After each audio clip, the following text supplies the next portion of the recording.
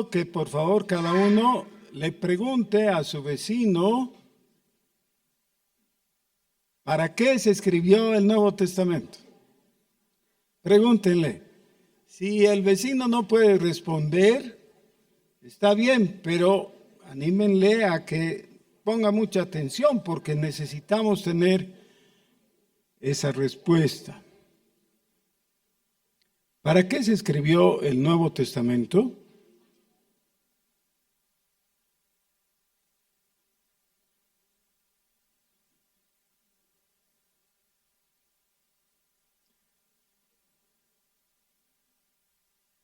En la época en que yo era seminarista, se puso de moda una palabrita impulsada por los teólogos de la liberación. Esa palabra era la relectura. Relectura. Quiere decir una nueva lectura. Los teólogos de la liberación en Latinoamérica, especialmente metodistas y luteranos, hablaban mucho de eso y la respuesta típica o tradicional de los conservadores era: antes de hacer una relectura necesitas hacer una lectura, porque tú nunca has leído la Biblia.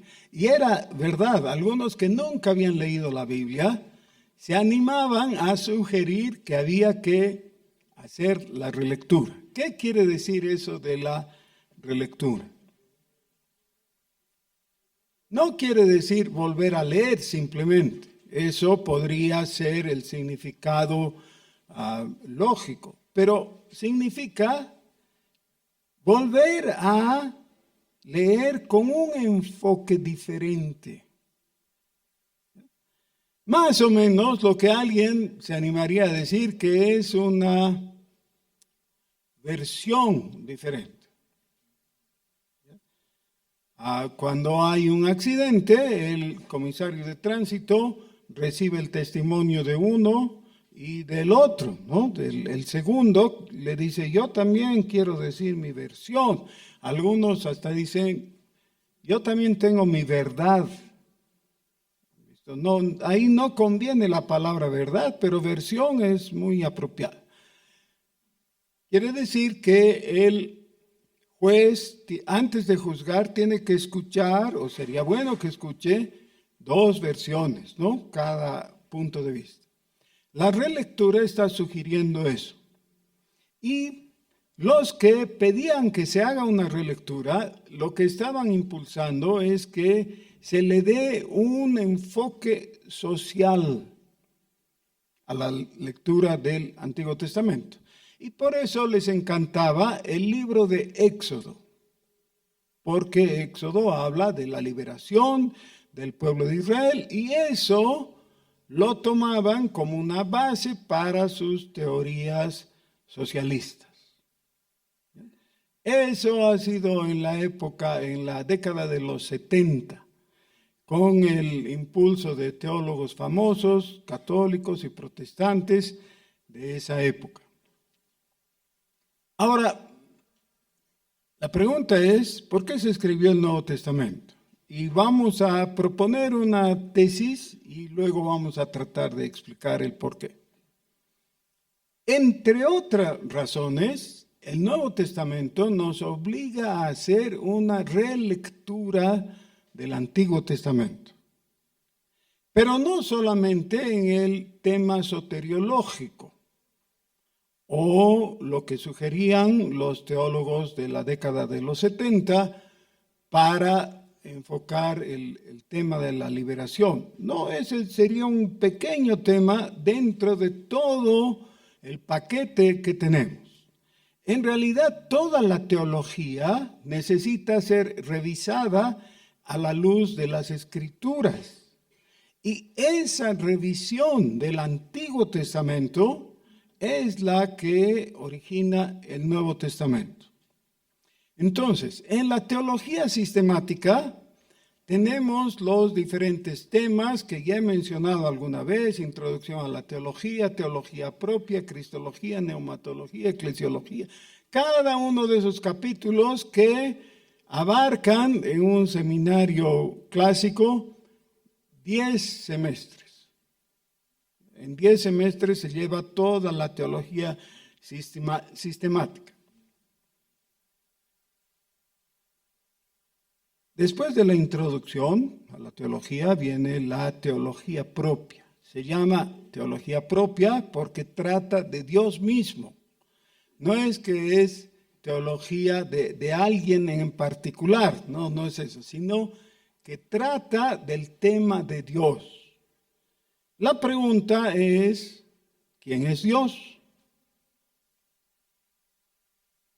Fíjense que de hecho, entre todas las teorías, hay siempre, después del postulado inicial, un desliz. Por ejemplo, todos los que reconocen que Dios es inmaterial, es invisible, como decimos en nuestro credo, ¿no? ¿Se acuerdan? Que Él es invisible. Bueno, de esa manera también, al reconocer que es espiritual, viene el desliz y hay como una necesidad interior en las personas de hacer algo para que se vuelva visible, que el Dios invisible se vuelva visible. Y por eso se producen las imágenes. Ahora, hay una diferencia entre las imágenes de los ídolos, o sea, de los dioses falsos, y las imágenes de aquellos que creen que pueden de alguna manera retratar al Dios vivo y verdadero. Y esa es la explicación que dan nuestros amigos católicos. Dicen, no, nosotros no incumplimos los 2 primeros mandamientos porque no estamos haciendo imágenes de los dioses falsos. Estamos haciendo imagen del Dios verdadero. Entonces, ¿eso cómo va a estar mal? Es lo mismo que tener en tu billetera la foto de tu abuelita. Tú sabes que esa no es tu abuelita, pero es su foto, la cual cuando la ves tú recuerdas a la abuelita. No estás adorando a la foto, estás recordando a tu abuelita solamente. Y ese ejemplo que suelen dar viene a explicar el por qué la gente hace eso, ¿no? En algunos lugares tenemos representaciones de Jesús, especialmente crucificado o no crucificado, ya glorificado en diferentes situaciones, ¿no? O Jesús en la labor del buen pastor, ¿no? Jesús llevando, guiando a las ovejitas. Y la gente piensa, esto no puede estar mal, porque no estoy adorando al objeto, estoy solamente utilizando como un elemento que me favorece para inspirarme a la adoración. Ahora, entonces, la Escritura comienza con una afirmación, así, muy sencilla, y que en hebreo son solo 3 palabras. En español un poco más. Dice, en el principio creó Dios los cielos y la tierra, lo cual contiene una afirmación implícita que es, hay un Dios. Ese es el Dios creador. Y ahí todos estamos de acuerdo. Ya el primer pasaje de la Biblia nos trae un problema porque utiliza una palabra en plural que es Elohim, con un verbo en singular. El verbo o el sustantivo es plural, Elohim. En singular sería Elohe. Pero el verbo no está en plural, está en singular. El verbo es bara. Si traducimos literalmente, sería: Dioses creó todo, los cielos y la tierra. Y vemos, esa es una anomalía gramatical en español y en hebreo también. Eso se escribió en hebreo originalmente. No está bien gramaticalmente. Bueno, pero los hebreos, los judíos, se quedaron con eso por miles de años. Literalmente, casi 2000 años. Desde la escritura de eso, algo no está bien. Entonces, cuando tenemos el Nuevo Testamento, leemos Juan capítulo 1, versículo 1. En el principio era el verbo, y el verbo era con Dios, y ese con, que es una preposición, nos causa un problema porque si somos monoteístas, como lo somos, porque los cristianos somos monoteístas, es decir, creemos en un solo Dios, ¿cómo ese solo Dios puede estar en la creación? Y claro, ya todos ustedes saben, yo creo, en realidad no hay problema porque nosotros creemos en un solo Dios, pero ese solo Dios es o existe en 3 personas. Así que de vez en cuando se usa el nombre de Dios para el Padre, otras veces para el Hijo y en otras para el Espíritu Santo. Indistintamente porque los 3 son un Dios. No son 3 dioses, es un solo Dios. No quiero entrar en el problema de la Santa Trinidad porque eso nos tomaría toda la mañana. Solamente estoy mencionando que Juan capítulo 1, versículo 1, ya nos ayuda a hacer esa relectura de Génesis capítulo 1 y ver que lo que tenían los hebreos en el primer pasaje de la Escritura no era un equívoco gramatical, sino algo que simplemente no se puede expresar en lenguaje humano porque trasciende la realidad material. Dios es espíritu y su ser espiritual no corresponde a nuestra realidad aritmética. ¿Tenemos un problema aritmético? Sí, porque viene un testigo de Jehová y nos dice 1 más 1 más 1 da 3, no da 1. Sí, el problema es de él porque está queriendo usar aritmética en algo que es espiritual y no se puede calcular. Ok, muy bien.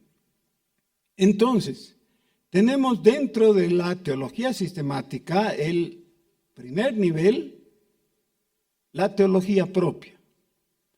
¿Un solo Dios? Sí, un solo Dios. Pero no solo el Padre es Dios, el Hijo también es Dios. Y esa es la explicación que el Nuevo Testamento nos da y nos permite una relectura inteligente y satisfactoria del pasaje del Antiguo Testamento, donde se habló de ese nivel de la teología propia. Luego pasamos al siguiente capítulo y encontramos la cristología. ¿El Señor Jesús estaba en el Antiguo Testamento? Sí. Y ahí tenemos un problema porque la afirmación bíblica es que Dios es invisible. Sin embargo, un día, cuando Abraham estaba tomando la sombra, ahí afuera de su carpa, de su tienda, dice que vio acercarse a tres varones. Y entonces él, como era una persona educada y siguiendo la cultura de su época, habló con esas tres personas y les pidió que se queden y que coman con él. Es decir, fue hospitalario. Y luego el texto cambia a hablar en singular, como que alguien de los tres se quedaba a hablar con él, al cual Abraham le estaba hablando porque lo estaba viendo. Pero dice la Escritura que Dios es invisible. ¿A quién estaba viendo entonces? Abraham. Y luego le adora como a Dios, ¿no? Así que la respuesta es Dios. Sí. Entonces viene la ayuda del Antiguo Testamento en esa especie de relectura, porque dice, a Dios nadie le vio jamás. Y si esa fuera una afirmación con punto final, ya nos dejaría en offside, nos dejaría sin poder comprender y sin poder aceptar. Pero, agrega, el unigénito Dios que está en el seno del Padre, Él le ha dado a conocer. Es decir, Jesús es el Dios que nos deja verle. Es el Dios que se deja ver. En Jesús podemos ver a Dios. Tenemos entonces aquí una paradoja. Dos verdades que parecen contradictorias, pero que no lo son en realidad. Dios es invisible. Sí, pero en Jesús se ha hecho visible. Nos permite verle. Y ese verle tiene que ver con más que simplemente el sentido de la vista. Tiene que ver con la capacidad que bondadosamente nos permite percibirle, porque no solo verle, sino también oírle. Dios se hace audible al hombre por su espíritu. Su espíritu habla a nuestro corazón. Entonces ya tenemos la relectura en cuanto a la teología propia, en cuanto a Dios. Tenemos a continuación la relectura en cuanto a la cristología, y ya entendemos mucho de lo que se ha dicho en el Antiguo Testamento con solamente leer con atención el Nuevo Testamento. Pero entonces, cuando nosotros elevamos nuestros ojos para ver a Dios, captamos también el concepto de nuestra propia identidad. Y ahí surgen un montón de elementos a discernir, a comprender. Uno de ellos es que inevitablemente al estar frente al Dios Santo, nos damos cuenta de que nosotros para nada somos santos. No somos pecadores. De hecho, ante la gloria de Dios, inmediatamente captamos cómo puedo estar delante de ti. Y el pasaje que más claramente muestra eso es el de Isaías capítulo 6, cuando Isaías nos cuenta su experiencia. Dice que Isaías fue llevado en el Espíritu y se le permitió una mirada del templo celestial, el tabernáculo de Dios, y vio un trono Y en el trono estaba el Adonai, el Señor de los señores, el Altísimo. Su nombre es Jehová. Los querubines que estaban revoloteando porque no podían asentarse sobre el piso del templo, ellos estaban dando gloria a Dios y repitiendo algo a través de todo el universo. Santo, santo, santo, Jehová de los ejércitos. Todo el universo tiembla ante tu nombre. Dice que tal fue el impacto de esa declaración que el templo mismo se conmovió y los quiciales estuvieron a punto de quebrarse.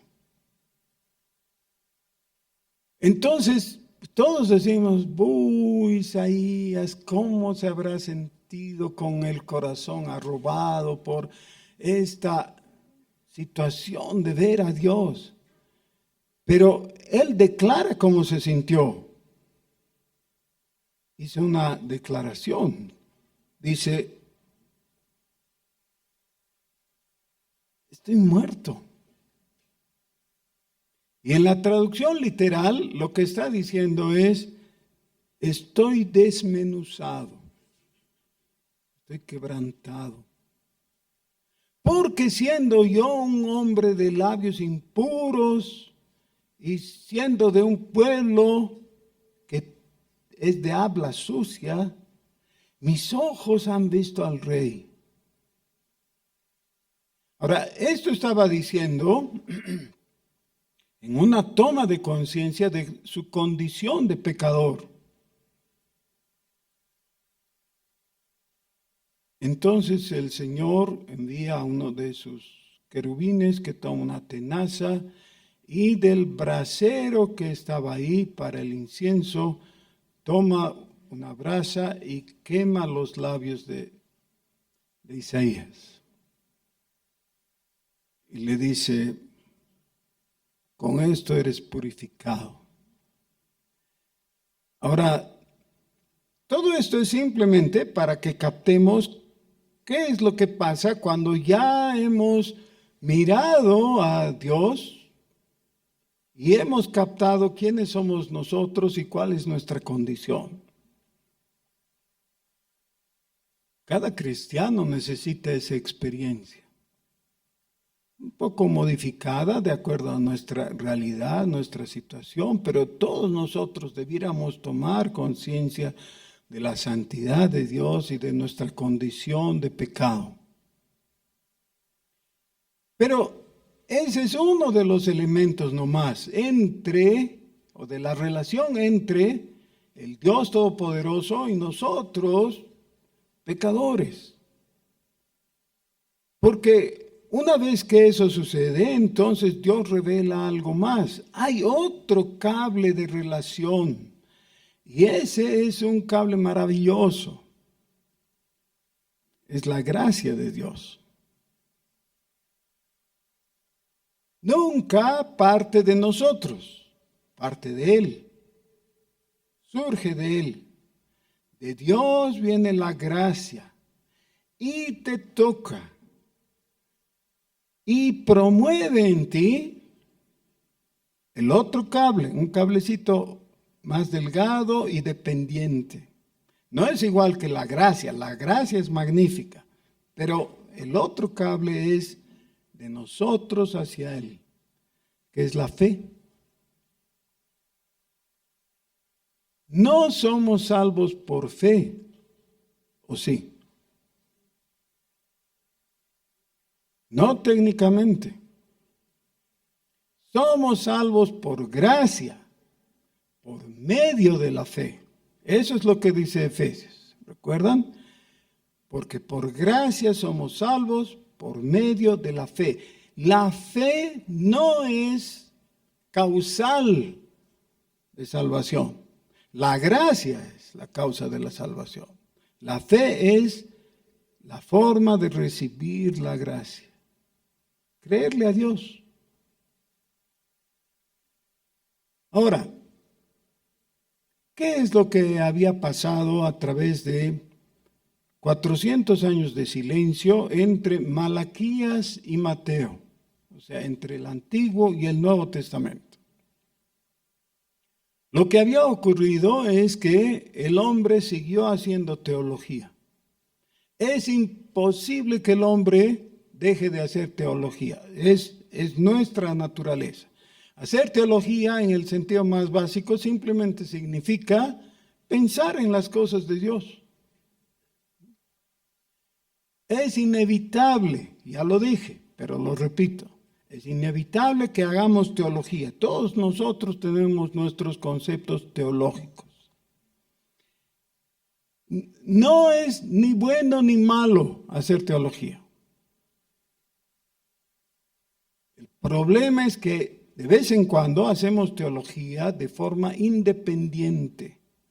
Queremos pensar por nosotros mismos y llegar a nuestras propias conclusiones arbitrariamente. Y de ahí surgen cosas como las que solemos decir. Por ejemplo, pero yo creo que, ¿no es cierto? Nos encanta decir. Bueno, tú dices eso, pero yo pienso que.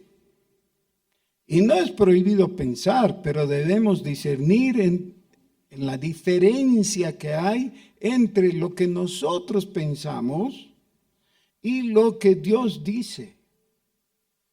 ¿Cuándo aciertas en tus pensamientos?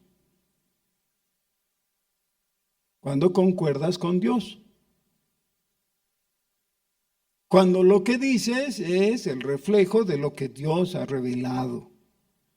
Entonces, la verdad no está apoyada en lo que piensas, está apoyada en lo que Dios ha dicho.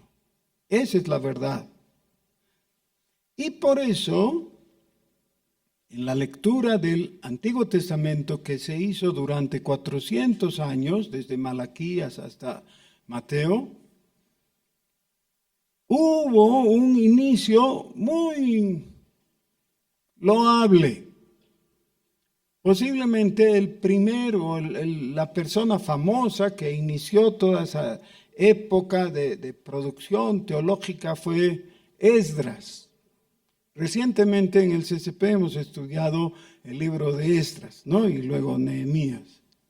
Y en la siguiente etapa, que comienza este sábado que viene, vamos a comenzar con Esther.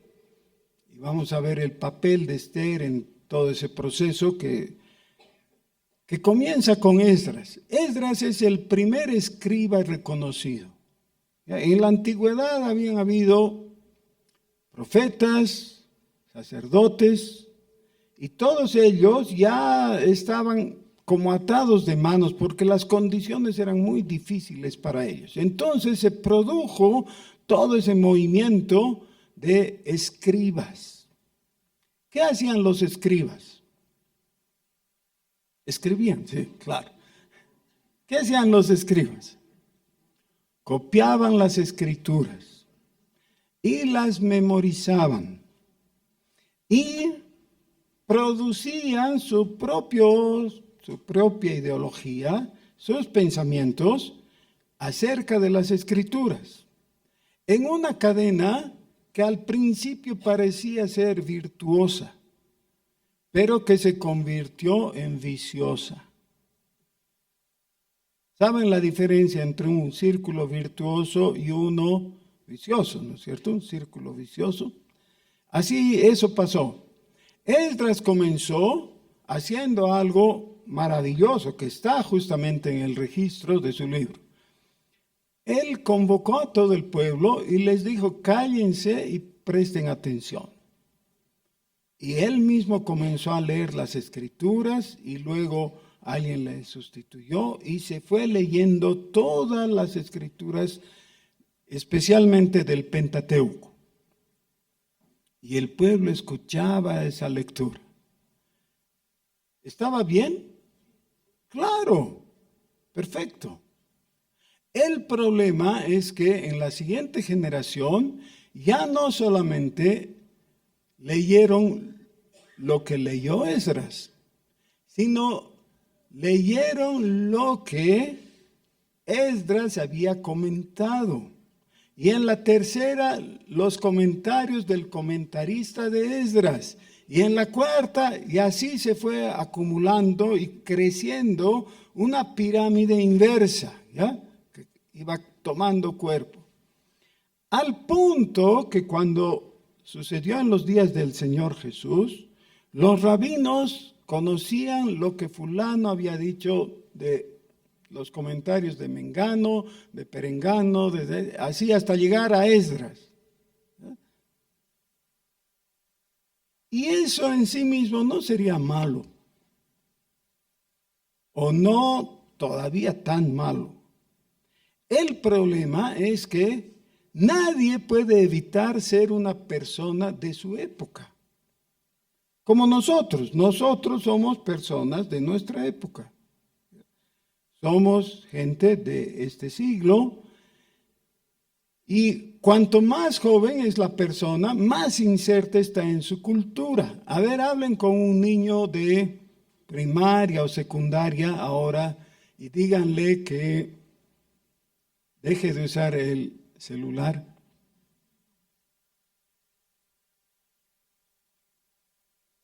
Te oye y no te puede creer, ¿no? ¿Qué? ¿Yo sin celular? Y si alguna vez le dices, sabes que cuando yo era de tu edad no había celular, te miran y notas en sus ojos que te sitúan en las cavernas, ¿no? Así. ¿Cómo? Porque todos somos gente de nuestra época. Y resulta que por esos 400 años, los israelitas fueron sojuzgados por los babilonios, por los medopersas, por los griegos, y en los días del Señor Jesús eran oprimidos por los romanos. Ahora, fue voluntad de cada uno de los imperios a su turno colonizar el mundo con su cultura. Los que más cerca de lograrlo estuvieron fueron los griegos. El pensamiento griego se esparció y caló muy fuerte. Pero lo que más impactó entre los judíos, en el pensamiento judío, fue la cultura persa. Y de los persas obtuvieron muchos rasgos religiosos que ellos creían que era herencia de los hebreos. Ellos pensaban que había. Por ejemplo, les voy a dar un ejemplo nomás, pero hay varios que se pueden citar. En los días del Señor Jesús y de los apóstoles, tenía muy buen nombre entre los religiosos la práctica del ayuno. El ayuno era muy bien visto, ¿no? Una persona que ayunaba era muy respetada porque había estado sacrificando su cuerpo, ¿no? O sea, sometiéndose al hambre para poder lograr algo. Entonces, los judíos de la época de Jesús creían que esa era parte de su religión. Los fariseos ayunaban 2 días a la semana, así, sagradamente. Sí, pero cuando uno lee con atención la ley, es decir, el Pentateuco, encuentra que el ayuno estaba determinado para los israelitas una vez al año. Eso era todo. No había necesidad de ayunar. Solamente el día de la expiación y nada más. ¿De dónde surgió esa idea de ayunar 2 veces a la semana entre los fariseos y los otros judíos? ¿De dónde? De la religión persa.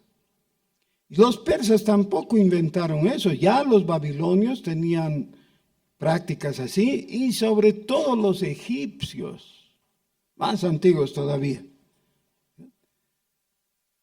Y por eso el Señor Jesús nunca fue acusado de ayunar más de la cuenta, más bien fue acusado de comilón y bebedor. Fíjense, ¿qué? En realidad fue calumniado, pero sobre la base de que él no cumplía los cánones farisaicos. ¿Vivía de acuerdo a la ley de Dios? Sí, pero no en la interpretación de los fariseos, sino en la interpretación de lo que después Pablo dice, la libertad en Cristo. Y en Colosenses les dice, algunos de ustedes hacen caso de los días y de los ayunos y de todo eso, ya pues maduren. ¿Cómo siguen? Eso es para el kinder. Como veo algunas caras de incrédulos, revisen, eso está en el capítulo 2 de Colosenses. ¿Ya? Y claro, toda la epístola a los Gálatas, por supuesto. Ok, entonces, ¿qué es lo que tenían en los días del Señor Jesús y de los apóstoles? ¿Tenían el Antiguo Testamento? Sí, pero con una óptica de lo que ahora podemos llamar el judaísmo. Y el judaísmo no era solo herencia de los judíos, era también herencia sobre todo de los persas y de los griegos. ¿Qué es lo que hace el Señor Jesús primero personalmente y luego los apóstoles, escritores del Nuevo Testamento? Nos obligan a ver la misma verdad del Antiguo Testamento, pero desde una óptica diferente.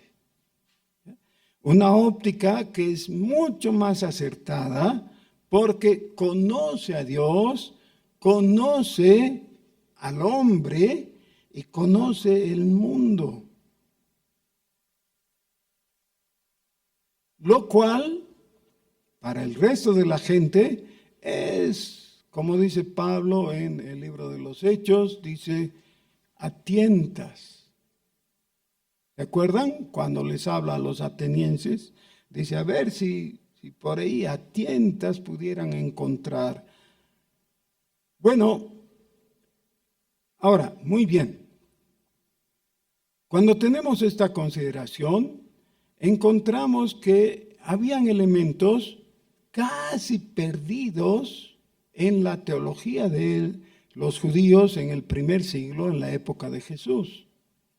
Por ejemplo, ellos no tenían claro, es más, casi ignoraban totalmente la persona del Espíritu Santo. El libro de los Hechos nos cuenta que cuando Pablo y sus seguidores llegaron a Éfeso, encontraron unas personas que se habían convertido. Ahora, eran judíos y eran convertidos. Y Pablo les hace una pregunta. ¿Recibisteis el Espíritu Santo cuando creísteis? ¿Se acuerdan? Y ellos dijeron, ni siquiera sabemos que hay Espíritu Santo. Pero eran judíos, tenían todo el trasfondo del judaísmo. ¿No tendrían que haber sabido del Espíritu Santo? ¿Acaso el Antiguo Testamento no habla del Espíritu Santo? Por ejemplo, el rey David, cuando hace confesión de su pecado, en el Salmo 51, le pide a Dios, le dice, no quites de mí tu Santo Espíritu. ¿Sabían del Espíritu Santo o no? Claro. Solo que se habían acostumbrado a leer la Escritura e ignorar algunos puntos que se les habían hecho a ellos ciegos. Y por eso llegamos al momento en que Pablo les pregunta a estos discípulos nuevos, ¿recibisteis el Espíritu Santo cuando creísteis? El Espíritu Santo es muy sobresaliente, sobre todo en el libro de los Hechos. Ya desde el Evangelio de Lucas tenemos una mención constante respecto a él. ¿Cómo hubiera sido un cristianismo o alguna forma de cristianismo ignorando como el judaísmo al Espíritu Santo? Entonces, mucho de lo que tenemos en el Nuevo tendría que ser otra vez ignorado, ¿no? Por ejemplo, cuando nos dice, sed llenos del Espíritu Santo. ¿De qué? ¿Qué es eso? No, pues, quiere decir que ya nos ha dado toda la información necesaria para conocer la doctrina del Espíritu Santo y para anhelar.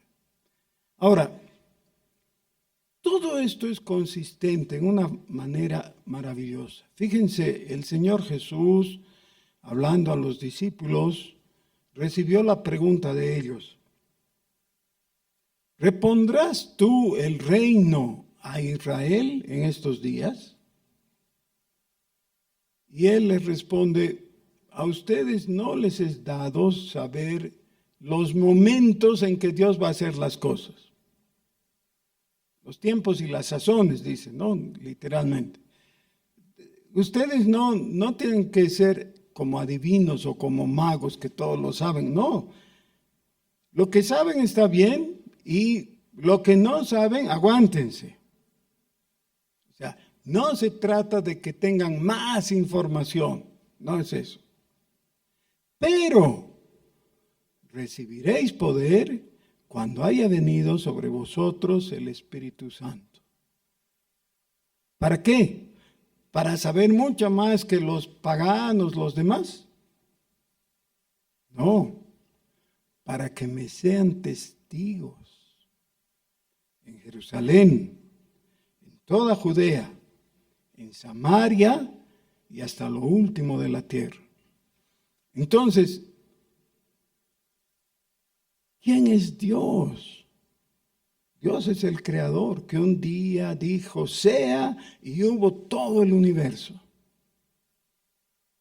Es el Dios que se manifestó en la palabra o verbo. Es el mismo Dios. Y es el Dios que está presente en nuestros corazones y nos convence de la verdad. ¿Saben qué? Por nosotros no seríamos capaces absolutamente ni un poquito de reconocer la verdad.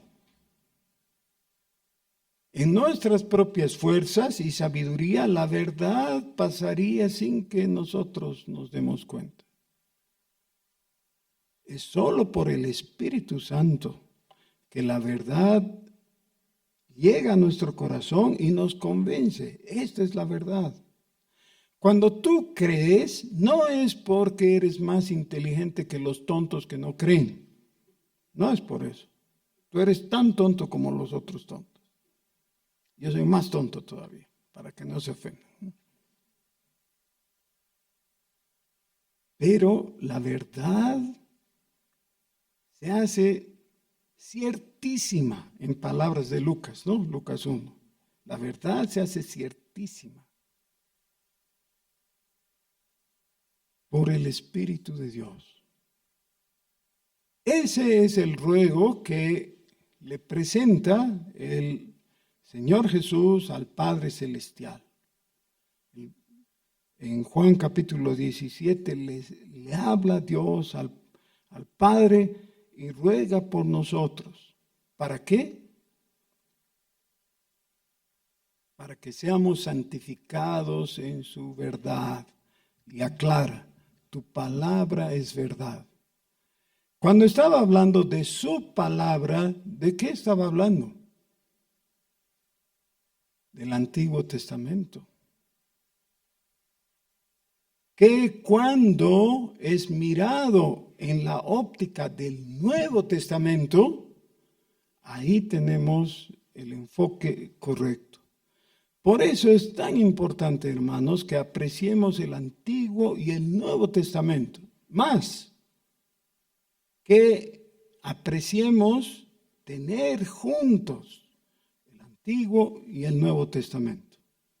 Una de las cosas en las que recibimos mucha ayuda es en la editorial de la Sociedad Bíblica o de la editorial Lockman de la Biblia de las Américas y las otras, ¿no? Hay muchas editoriales, no todas son recomendables, pero la mayoría sí. Esta ayuda viene con las notas de pie de página. Algunas de nuestras Biblias tienen con un centro de página con las anotaciones. A mí me gusta mucho ese porque entonces rápidamente puedes ir. Cuando estás leyendo el Nuevo Testamento, hay un llamadito que te dice, eso está en el Antiguo, en los Salmos, digamos, tal capítulo, tal versículo. Entonces, una forma correcta de leer es ir y ver, a ver, ¿cuál es el contexto en que se dijo esto? ¿Cómo me ayuda? Y al revés, cuando lees el Antiguo Testamento, muchas veces vas a encontrar que no sabes a qué se refiere. Pero cuando ves la llamada de pie de página, vas a encontrar la cita en el Nuevo Testamento explicando eso. Por ejemplo, hay versículos del Antiguo Testamento en, digamos, Habacuc 2:4, mas el justo por la fe vivirá. Eso aparece 3 veces en el Nuevo Testamento. 3 veces. Para apuntalar la doctrina de la justificación por la fe. Algo que dijo el profeta Habacuc, citado por el apóstol Pablo en un contexto específico donde alguien podría cuestionar, ¿cómo es eso de la fe? Sí, pero dice la Escritura. Y así encontramos una armonía entre los escritos del Antiguo y del Nuevo Testamento.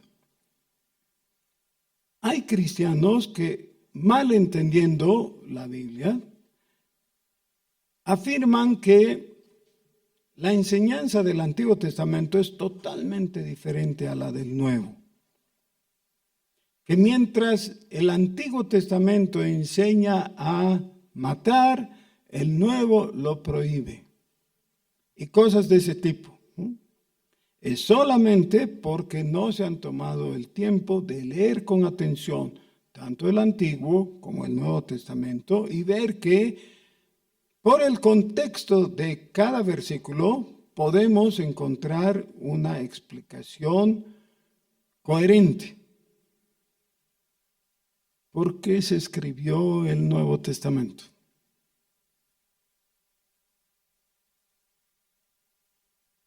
Para que no haya ninguna traba intelectual y que la verdad de Dios llegue a tu cerebro, que la comprendas y que la creas en tu corazón.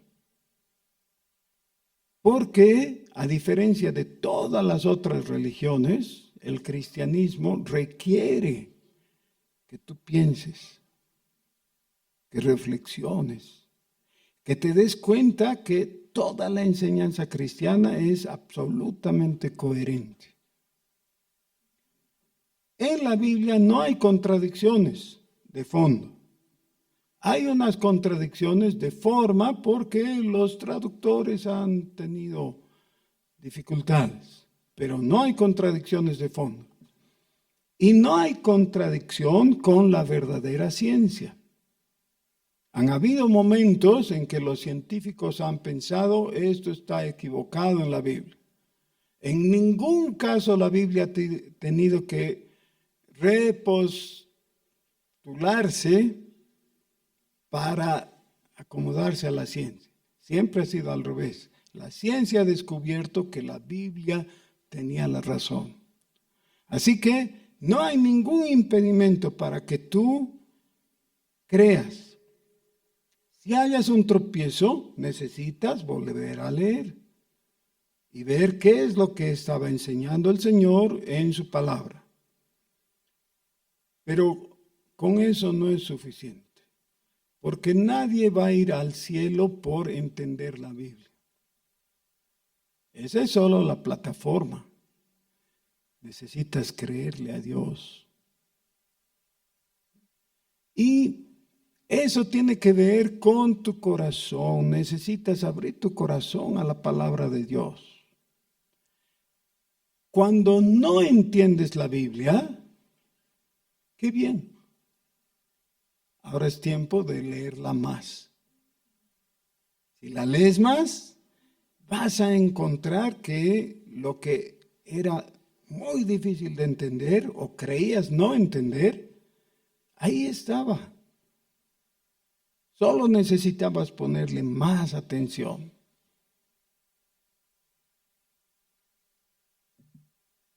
Es muy importante ver los otros objetivos de la Escritura, del Nuevo Testamento. Pero ahora podemos cerrar la exposición de hoy diciendo, es para que entiendas, para que creas. El Nuevo Testamento fue escrito para ti.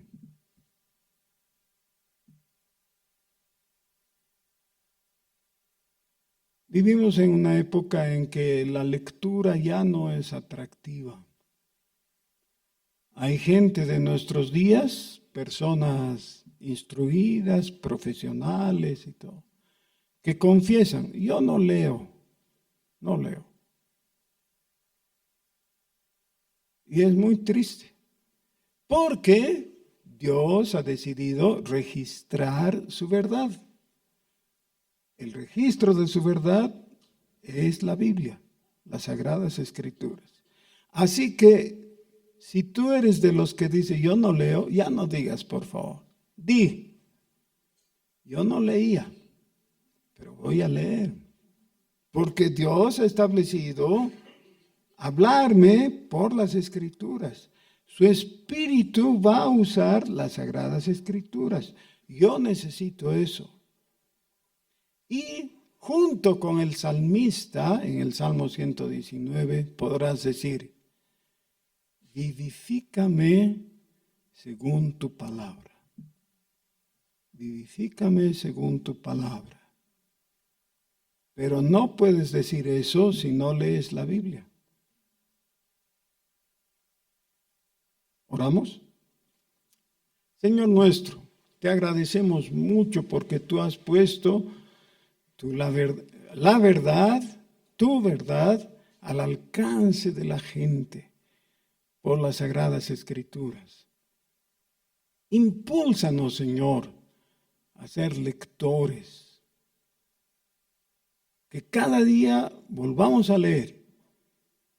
Cada día crezcamos en el conocimiento.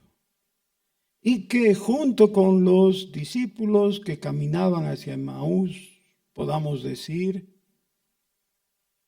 cuando Jesús nos abría las Escrituras, nuestros corazones ardían. Esa experiencia queremos, Señor, para creerte y glorificarte, para ser salvos. En el nombre de Jesús. Amén.